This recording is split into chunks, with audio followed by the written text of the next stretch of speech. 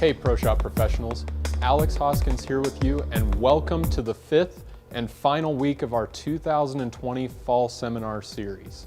We'll see how accurately it can identify and recommend a good converted layout that does not utilize a balance hole. So we can see Chad's going to be more of our cranker type player, 4 3/8 over and 1/8 up for his positive axis point. He throws it just a little bit faster than Matt, but the biggest difference is going to be right here with rev rate. You're going to see he's all the way up at 450 RPMs. That's significantly higher. He's definitely going to be looking for his ball to hook a little bit less as opposed to hooking a little bit more. The other thing Chad's trying to avoid is his ball hooking a little bit too early and getting forward off the end of the pattern. We'll talk about that when we get to the next slide with his balance hole placement.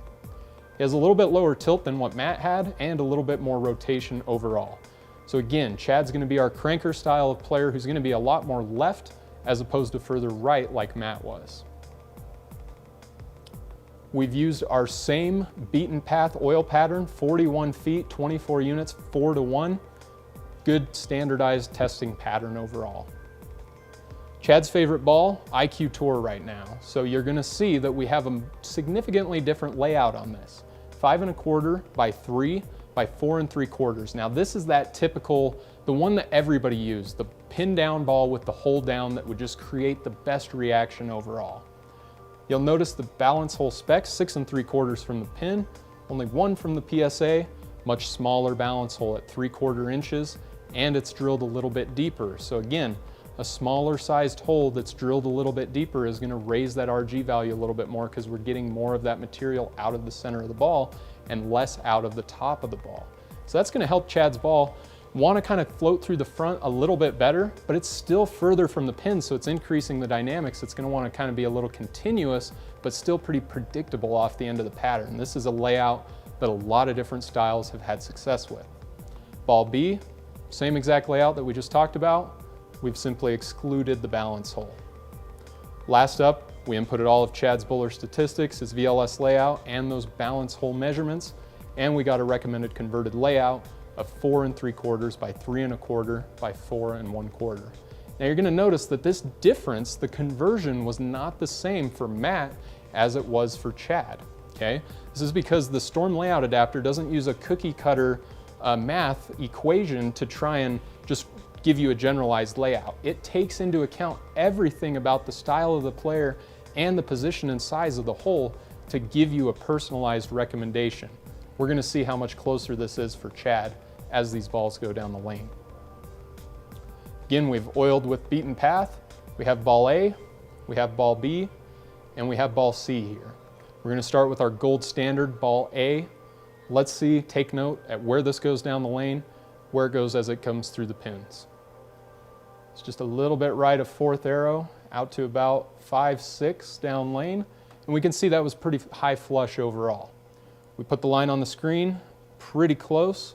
Take a look at breakpoint distance, 46 feet. Now that might be a little confusing to some of you because you see Chad's higher rev rate and you're like, wow, that ball went a lot further down the lane than Matt's. You have to take into account where he's standing on the lane. He's given away, he's got a lot more launch angle with where he's staying, and you can see his ball's in the oil a lot longer overall than where Matt's was. So we get a much longer breakpoint compared to what Matt saw with a little bit stronger ball. 16.65, again, that's pretty high flush, good overall, 10 in the pit. And 4.31, that's a lot of entry angle to create being at 4th arrow. Chad's big rev rate really helps accomplish that from that spot. Now let's see what happens with the same layout. We just eliminated the balance hole. We can see just about the same place down lane, but we could see again that ball started to get a little bit lazier. Now Chad still got a strike on this shot, and a lot of that is due to how high his rev rate is. Higher rev players aren't going to notice as much of a difference when they lose that balance hole. Also, Chad's balance hole was a little bit smaller, so it didn't have as much of an effect overall as the larger hole did for Matt. So if we look at this line, green line is extremely close through the front part of the lane, and we can see again about halfway, 3/4 of the way down, the ball just kind of misses the spot a little bit more because there's not as much instability there.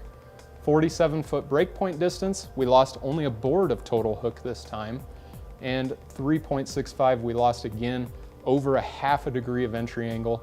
Still a strike for Chad, but definitely much less desirable ball motion through the pins out of that second ball. So take a look at our recommended converted layout here through the layout adapter. Let's see where this one goes down the lane. Pretty close through the front, and we can see how much more that shapes and continues off of the end of the pattern there.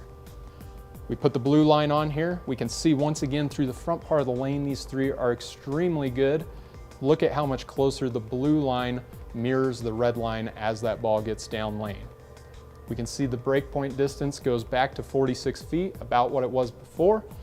Entry position finished a little bit higher overall, and entry angle, we can see we gained that plus some, so we're getting a much more desirable ball motion out of the recommended converted layout for Chad. Now keep in mind that these layouts were two completely different layouts. You had two completely different styles throwing them, and look at how much closer in both scenarios the layout adapter was in calculating and using the different equations to get that similar ball motion for those unique styles. Pretty good overall. All right, now that we've proven how well this program works, last thing you need to know is where to download the Storm Layout Adapter. If we go to stormbowling.com, we go under that same brand and marketing tab that we found the VLS 2.0. We look at the left side of the screen, we see that download section. Under the drill specs, we're gonna have the Storm Layout Adapter there, free of charge for both pro shops and bowlers to try out.